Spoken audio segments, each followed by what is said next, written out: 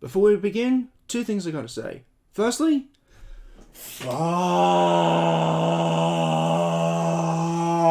And secondly, yeah.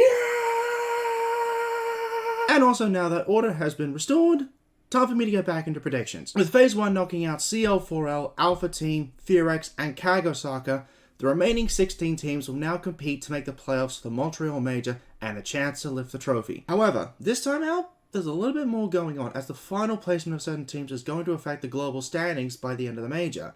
There's a lot more on the line this time out. Now, for those who need a reminder, or if this is your first time watching a Major, here's the short version of how Phase 2 works.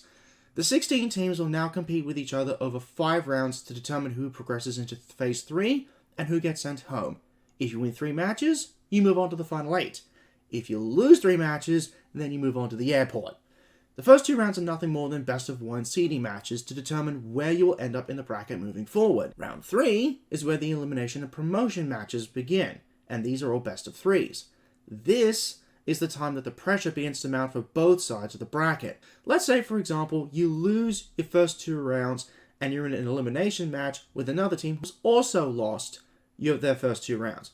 If you lose, you're out. If you win, you're still not out of danger, as you need to do it again the next round to keep your hopes alive. And the reverse is true on the opposite side of the bracket. Winning means safety. Losing means you have another chance to secure your place in the top 8. This time out, we're going to do predictions a little bit differently. Instead of just who is going to make the top 8 at each point in Phase 2, we're going to throw in a little bit of double jeopardy by also predicting who gets eliminated at these points as well. This is going to be fun. The first 2 teams to progress here will be the teams with a perfect 3-0 record during this stage of the Major. These are the teams who will have the most time to recover after their phase is done, and watch which of the remaining teams make it in. Conversely, the 0-3 teams will be the teams that struggle the most or among the first eliminated. BDS should be among the first 2 teams going through to Phase 3. Now, I know that last time out they didn't really get it together until very late, but that should be a good incentive for them to not repeat the mistakes of Manchester. In any case, Usus and Tyrant were the real difference makers in that team, and Leakovac has taken to the IGL role extremely well. And if Shaiko is firing at this point, then they're going to be a very scary prospect moving forward. And I reckon the Sonics will be right there alongside them.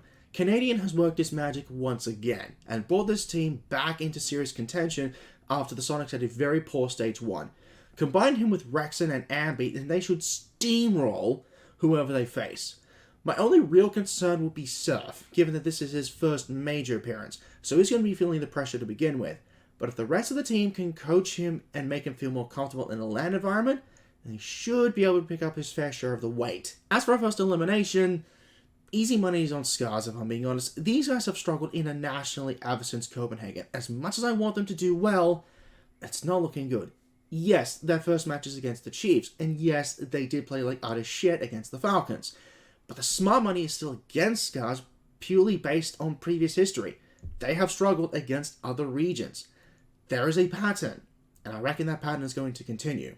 As for the other team eliminated here, I'm going with Elevate, against my own heart. The reality is this: they are not an experienced team internationally, and they are getting thrown right into the bonfire.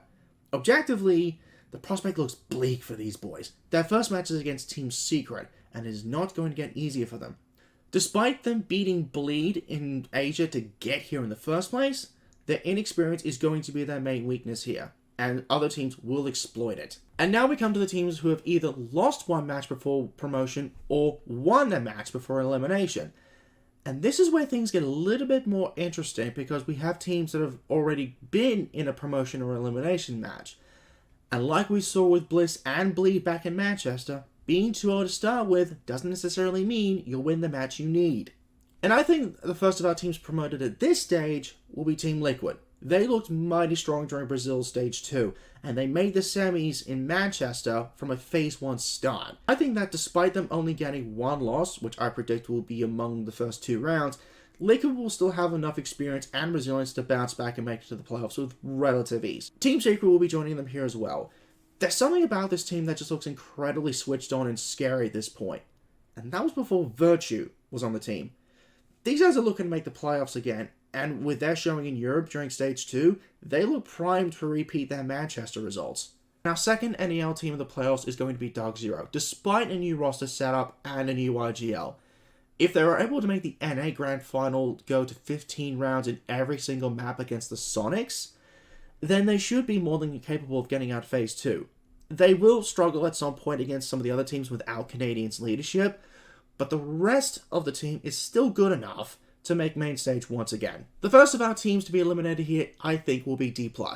I honestly had them going out earlier than this initially, but I think they're just good enough to get a win in Swisse, but only the one, especially since they are playing with one of their coaches in Nevi Taylor as part of the active roster.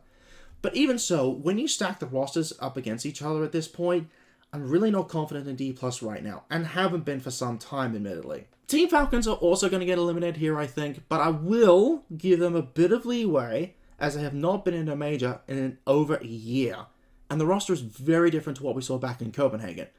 That said, what we saw against the Chiefs back in Phase 1, while impressive, should not be taken out of context, as the Aussies themselves admitted that after the game they were not playing at their best. No other team remaining is going to give them that kind of a luxury, and while their aggressive playstyle worked in Phase 1, they will get punished by other teams if they rely too heavily on it. It will get them a win, but only the one in best of ones. Speaking of the Aussies, the Chiefs are going to sweep through the rest of the bracket and make it into Phase 3 with absolutely no... Oh, who am I kidding? I'm not fooling anyone here.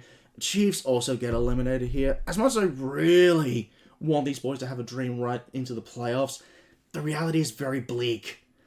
After their loss against Team Falcons, they said they were not in the right headspace, which essentially gifted Falcons a 7-0 on map 2. Any other team will punish them just as readily if they are not ready to fight. But it has been shown that with their backs against the wall, the Chiefs can and will dig deep to get the win. I am rooting against my prediction here, and I really want them to go further than this. But objectively, I think this is as far as they get. Now we get to round 5. The final chance for teams to stake their claim for a playoff berth. Now, this was actually the most difficult point to predict, as any of the remaining 6 teams are capable of making it to Phase 3. But it all depends on who gets matched against who. And I think FaZe Clan gets promoted here despite being the first seed out of Brazil. That doesn't mean, however, that they will be in any danger of being sent home. It just means that they would have been stuck on 2 wins and not been able to get the 3rd win that they needed. I still think they're more than good enough to make the playoffs, but they would require all 5 rounds to get there. But Virtus.pro also makes the playoffs here, I think, but I think they would also be floating in the middle of the bracket, at least until now. Excelling against less established or more structured teams, falling victim to unpredictable or more adaptable teams along the way. It's been a while since VP have made the playoffs of a major. For all intents and purposes, I am not counting their main stage appearance at SR here.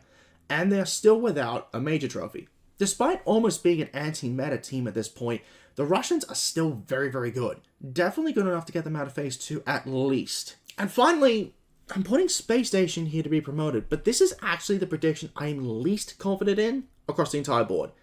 They didn't make the playoffs in Manchester last time. In fact, I think they only got the 1 win in Swisse after coming through Phase 1. The inclusion of Banja seems to have improved their fragging potential domestically, but internationally is where the true litmus test is. I think SSG will be at the back end of the bracket, but still good enough to save themselves repeatedly and get into Phase 3. But only just. First team eliminated here is going to be a bit of a surprise for some, but I'm putting G2 here. Yes, they did make it out of Phase 1 in the upper bracket, annoyingly, but Kago Osaka gave them a fright during their first match, and they were not far from having to repeat their Manchester results. Despite their earlier results from Phase 1, I'm still not confident enough in G2 to say, yes, they will make the playoffs. I just can't see it. They'll go out swinging, but no further than this. W7M, I think, also gets eliminated here, even with the level of experience on this current roster. 3/5 of the team made the Atlanta Major Grand Final under Los, and nearly capped off a dream run. Sadly, history is not going to repeat itself here. These boys will be competitive, make no mistake about that. But I don't think they will be good enough to reach the playoffs this time out, purely because the teams in this major are a little bit more evenly balanced than the last time these lads were at a major. And that same level of logic also applies to the Black Dragons, who haven't been in a major, in over 2 years. This is their first taste of the Swisse format for majors that was introduced in 2023, so this will be very unfamiliar territory for them. What is also working against them, ironically, is their Stage 2 results. Remember, they were winless in Brazil. They'll still get a couple of wins here in Montreal against some of the weaker regions, but I'm not sure I can trust them with any real confidence. Now that we've reached the end, here are my predictions going into Phase 2. Now, some of these picks I'm aware might be a little bit contentious given domestic results, but it does bear repeating. Just because a team is at the top of their respective region, it does not mean they will do well internationally.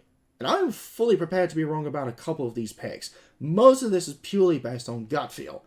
In fact, I'll go so far as to say I'm probably wrong on maybe, 3 picks. Which 3?